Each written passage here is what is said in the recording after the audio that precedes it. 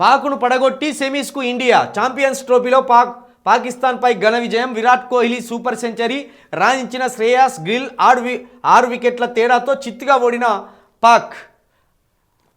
ICC టోర్నీలో India మరోసారి పాకిస్తాన్పై ఆధిపత్యం చూపెట్టింది. చేజింగ్లో విరాట్ కోహ్లీ సెంచరీ, నాట్అవుట్ శ్రేయస్ అయ్యర్ 56 దంచుకొట్టడంతో ఛాంపియన్స్ ట్రోఫీలో ఆదివారం జరిగిన రెండో లీగ్ మ్యాచ్లో టీమిండియా 6 వికెట్ల తేడాతో పాక్ను చిత్తు చేసింది.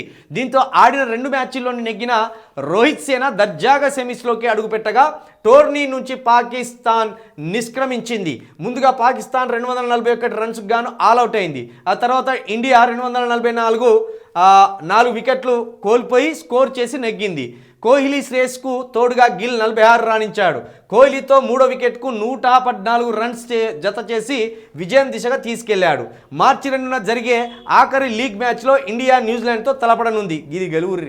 ఇది గెలిస్తే మళ్ళొకసారి ఒక టోర్నమెంట్లో అదేంటిది ట్రోఫీ, ఆ ట్రోఫీని తీసుకొచ్చి క్రీడా అభిమానుల సంతోషానికి అవధులు లేకుండా చేసిన వాళ్ళు అవుతారు.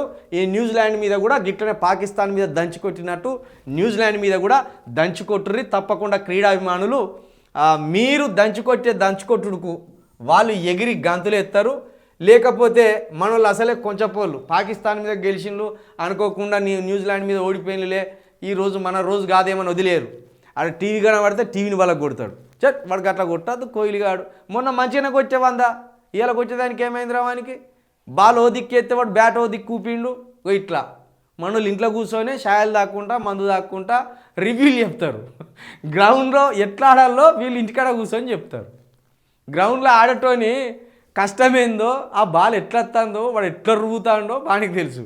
కానీ మనోళ్ళు టీవీ పెట్టుకొని అట్లా కొట్టద్దు, అది అట్లా కొట్టద్దు, అది అసలు అట్లా కొట్టద్దు, అది బంతి అంటాడు.